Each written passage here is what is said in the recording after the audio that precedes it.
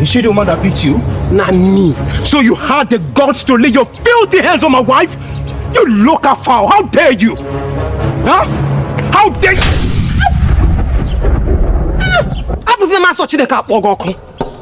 If you want to talk to me, talk to me. Not bath me with spit. I will go dog on water.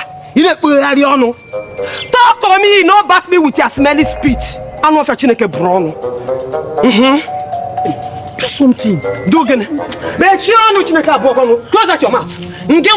Okay, okay, if you want to fight me, come on to shirt, make we fight down man to man. Ni hapo ala. Obu na madoka hoge here, man obrom. You understand? Not just waste my time. Eh? See this one. I say if you want fight, come and not waste my time, because I've been the chop before you na come. Garim neko.